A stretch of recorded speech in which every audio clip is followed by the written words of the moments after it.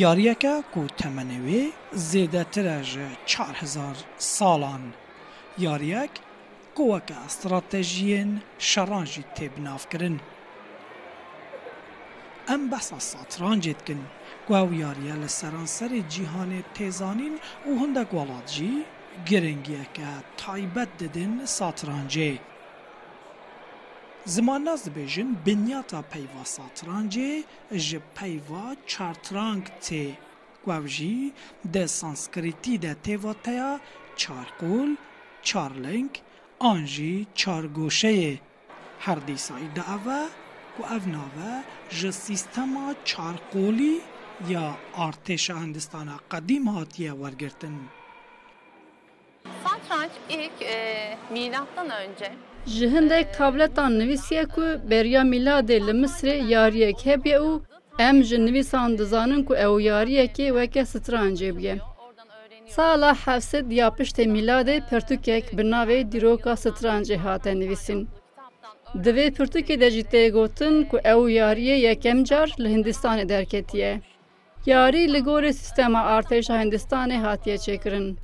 Artêşa Hindistanê fîl, hesp, seyyarên hespa û peyade bi giştî ji 4 beşan pêk hatiye. Filler, atlar, at arabaları ve yayalar olmak üzere. Satranç jaliyê du hevrikan ve tê lêstin her yarîzanekî 8 pîyon, 2 qel'a, 2 hesp, 2 fîl, wezîrek û şahek bi giştî 16 berek hene. Hevrik li gorî pêngavên hevdû li ser stratejiyekê hevil didin ku hevrikê xwe têk bibin. Di satrancê de tiştê herî girîng stratejî ye ku ev jî li gorî plansaziyeke serbazî tê dariştin. Bu oyunda oyunun kendine ait Di vê yariyê de pîvanên ciddî hene. Her tevgerek li ser depkê satrancê li gorî pîvan û mîzanekê tê kirin. Yarîzan neçare ku li gorî rê û rêbaz û pîvanan yariyê bilîze. Armanca sereke parastina şah e. Pêwîst e şah nekeve bin metirsiyê. Eger gef li ser şah hebe, pêwîst e yarîzan demildest şah rizgar bike. Yanna di yariyê jî dest bide. Farklı bir hamle yaptıysa bu kural dışı, yani imkansız hamle. Di van salên davî de gelgelek welatên cîhanê li Tirkiye jî giringiyeke zêdetir bo satrancê heye.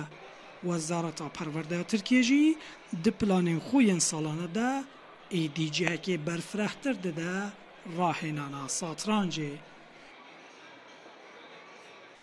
Li Enqereya paytextê Tirkiye jî mizexaneyek taybet bi kelûpelên satrancê heye ku bi taybetî xwendekar û zarok gelek caran serdana vê mizexaneyê dikin. Satrancı Ez car car bi babê xwe re yariya şitrencê dilîzim. Şitrenc yariyeke aqlane ez pir jî hez dikim. Min di 6 saliya xwe de dest pê kiriye. 6 yaşında başladım. Di pêşbirkiyekî de min pileya heştê bi dest xist û ez hatime xelat kirin. 8. olmuştum. Ez gelek ji satrancê hez dikim û di her derfetekê de jî ez vê yariyê dilîzim. Ez hevalên xwe jî fêrî satrancê dikim. Min bihîst ku ji 120 welatan 700 taximên satrancê hene. Min biryar da ez werim bibînim. Li Tirkiye heman demê federasyonek jî bi navê Federasyona Satrancê heye û her sal şampiyonayek bi destê vê federasyonê tê encam dan. Şewket Erkî, Rûda, Ankara.